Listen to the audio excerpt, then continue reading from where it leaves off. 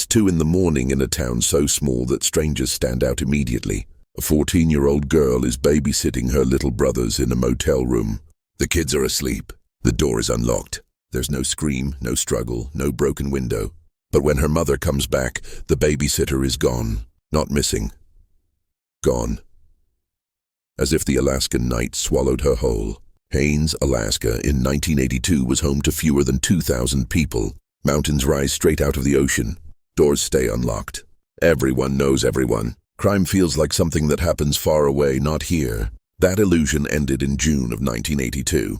Eileen Wafer was 14 years old. Friends described her as kind, responsible, and dependable. The kind of girl parents trusted without hesitation. Her family was staying temporarily at the Mountain View Motel on Mud Bay Road while getting settled in town. On the evening of June 9th, Eileen was asked to babysit her 2 younger brothers, ages 6 and 4. They were already in bed. Everything felt normal. Late that night, Eileen's mother, Lois, decided to go out briefly with a friend to play pool downtown. Eileen didn't want her to go, but Lois promised she would be back soon. When Lois returned around 2 in the morning on June 10th, the motel room was quiet. The boys were still asleep. The television was off. The door was unlocked. But Eileen was nowhere to be found. Her purse was still there. Her clothes were still there. She hadn't taken money or packed anything. At first, some believed she might have run away. That assumption delayed the investigation and cost valuable time. Then investigators noticed something unsettling. Cigarette butts were found inside the room. Ashtrays had been used.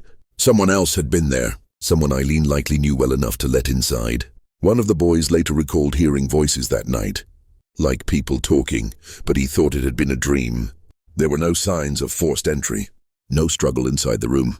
Investigators began to believe Eileen may have walked out willingly at first, possibly responding to a familiar voice. In a small town like Haines, trust comes easily. That trust may have been exploited. By the time Eileen was officially reported missing, precious hours had already passed. Volunteers searched trails, forests, and shorelines. Haines is surrounded by wilderness, and the ocean hides more than it reveals. With each passing hour, the chances of finding her alive slipped away. 4 days later, the search ended in the worst possible way.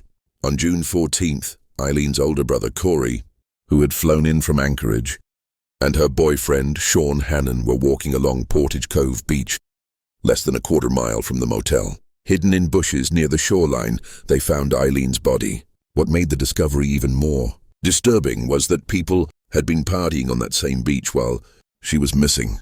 No one noticed anything unusual. There were no drag marks. Whoever left her there did so confidently, believing they wouldn't be caught. The autopsy revealed the truth. Eileen had been sexually assaulted. She had been strangled with heavy fishing twine, the kind commonly used in commercial fishing. In a coastal town like Haines, that detail didn't narrow suspects. It pointed to almost everyone. The investigation struggled from the beginning, because the case was initially treated as a runaway. The crime scene may have been compromised. Locals reportedly moved the body before state troopers arrived. Evidence was lost. Rumors spread. Trust in the investigation eroded. Over the years, multiple leads were followed.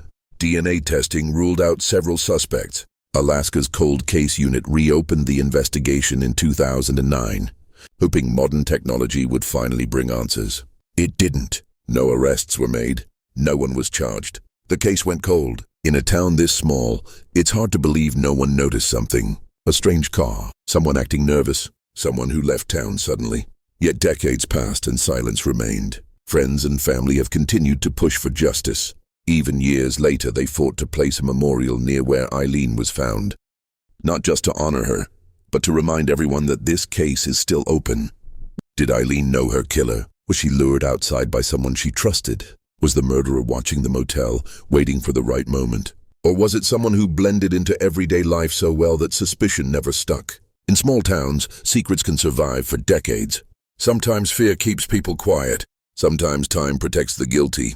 Eileen Wafer was 14 years old. A babysitter, a sister, a daughter. She didn't vanish by accident. Someone took her life.